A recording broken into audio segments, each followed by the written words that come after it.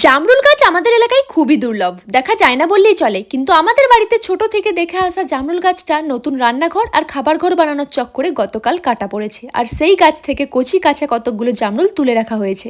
গাছের লাফট জামরুল এইগুলো, এরপর থেকে কখনো খেতে ইচ্ছে হলে বাজার থেকে কিনেই খেতে হবে। দুঃখজনক বিষয়।